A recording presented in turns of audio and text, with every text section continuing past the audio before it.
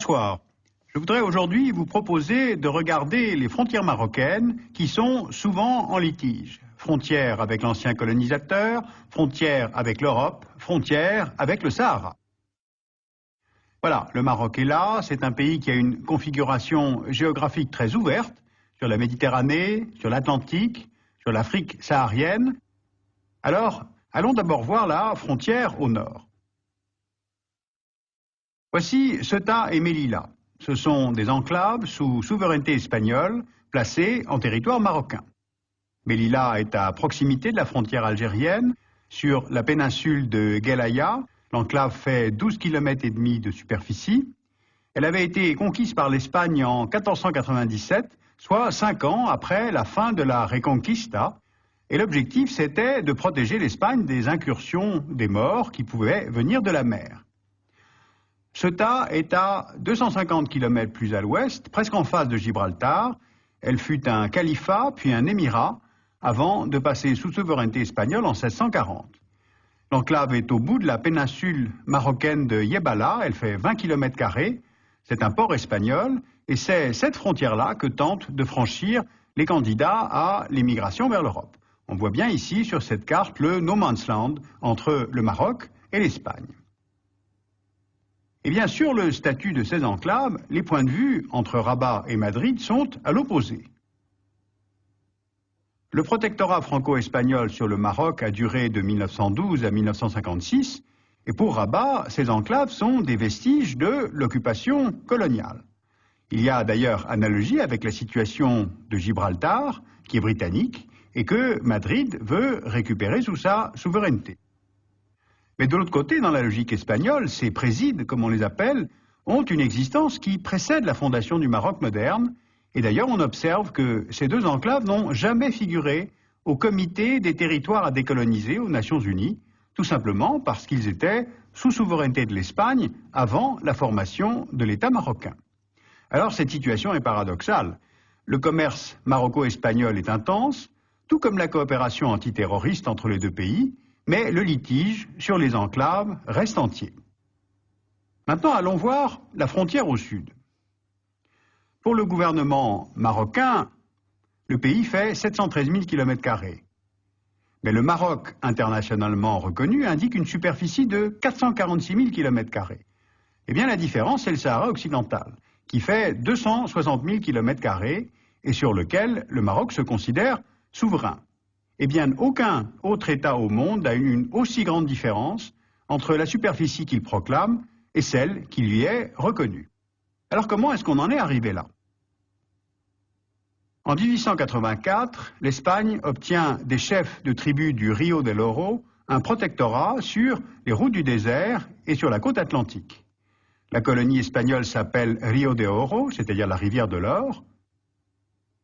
Et dans le climat de décolonisation générale de l'après-guerre, cette souveraineté de l'Espagne sur le Sahara occidental est contestée de toutes parts. Par les Bédouins qui habitent le Sahara occidental, par la Mauritanie voisine qui estime que le Sahara occidental est peuplé de tribus nomades de même origine ethnique que les Mauritaniens, et par le royaume du Maroc qui estime que son territoire est un État non reconnu dans ses droits historiques, des droits que vous voyez représentés sur cette carte d'un grand Maroc. Car historiquement, les sources de richesse du pays, notamment l'or, sont toujours venues du sud. Les caravanes partaient des mines d'or situées entre la boucle du Niger et le fleuve Sénégal, puis transitaient par le Maroc.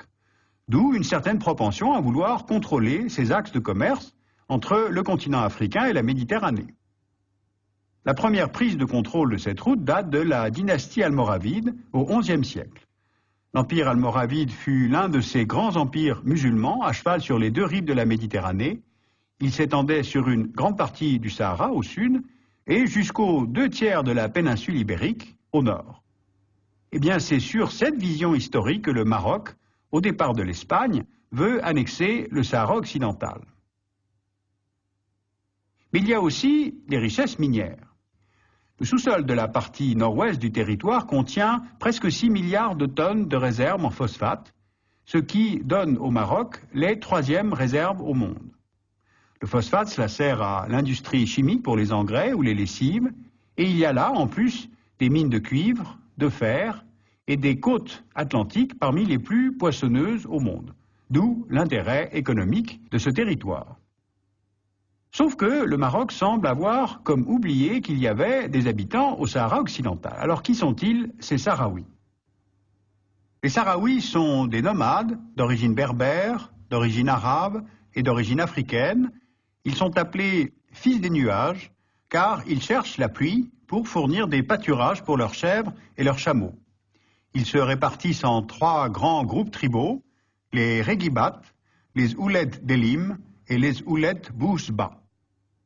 Les Sahraouis avaient revendiqué leur autonomie politique auprès du colonisateur espagnol et ils vont maintenant se retourner vers les nouveaux occupants en créant le Front Polisario, c'est-à-dire le Front populaire de libération du Sagui El Amra et du Rio del Oro. Lorsque l'armée marocaine investit le Sahara occidental au départ des Espagnols, le Front Polisario se lance dans une guérilla. Le front est soutenu par l'Algérie, qui accueille à Tindouf les militants sahraouis et les nomades qui fuient la guerre. Le Polisario proclame en 1976 l'existence de la République arabe du Sahara démocratique, qui est reconnue par 73 États, et l'ONU condamne l'occupation marocaine et se prononce pour l'autodétermination du Sahara occidental. À partir de là, on peut comprendre l'évolution de ce conflit en le découpant en 3 phases. Pour empêcher les raids conduits par le Polisario, l'armée marocaine construit un mur de sable renforcé par des champs de mines. Une deuxième phase va permettre de passer aux négociations. Un cessez-le-feu est signé entre le Polisario et le Maroc en 1991 grâce aux Nations Unies et Rabat accepte l'organisation d'un référendum sur l'autodétermination du Sahara occidental sous le contrôle de l'ONU. Troisième phase, pour voter, il faut recenser. Et se met alors en place ce qu'on a appelé la guerre des listes, les 2 partis ne parvenant pas à trouver un accord sur le corps électoral. Le Maroc veut compter plusieurs tribus installées dans le sud marocain, soit à peu près 65 000 personnes de plus à recenser, ce que refuse le Polisario, estimant que leur vote est gagné d'avance pour leur attachement au Maroc.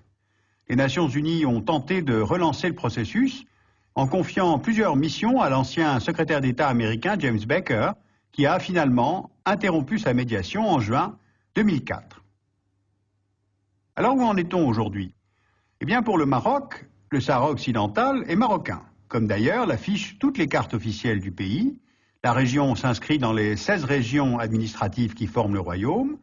Le Maroc a déjà investi à peu près 3 milliards de dollars sur presque 30 ans pour aménager des logements, des infrastructures dans cette nouvelle province. Mais le Polisario, qui a été renforcé en 2004 par la reconnaissance de la République sahraoui par l'Afrique du Sud, le temps ne semble plus jouer en sa faveur.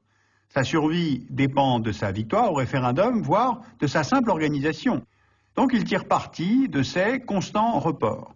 Le mouvement semble en position de faiblesse, ne serait-ce que démographiquement, avec l'afflux constant de Marocains venant s'installer au Sahara occidental.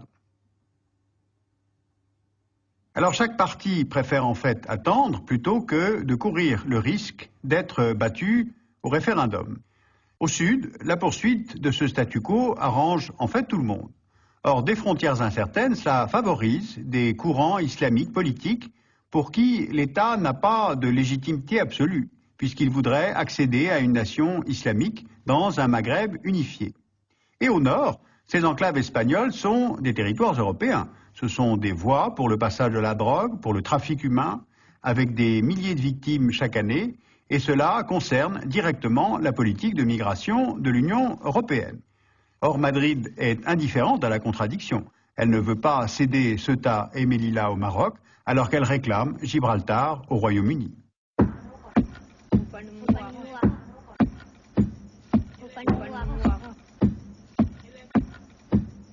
Pour approfondir cette question, vous pouvez lire les études de la documentation française, la revue Afrique du Nord-Moyen-Orient, où il y a tout un article sur le Maroc stable ou immobile, on se pose la question.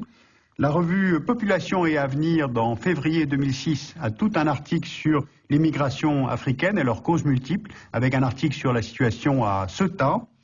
Les éditions de l'Harmattan ont publié L'insurrection sahraoui, de la guerre à l'État, 1973-2003, donc chez l'Harmattan. Et puis le Monde diplomatique vient de publier sa nouvelle édition de l'Atlas. Je vous en recommande vivement la lecture, donc un atlas aux éditions du Monde diplomatique.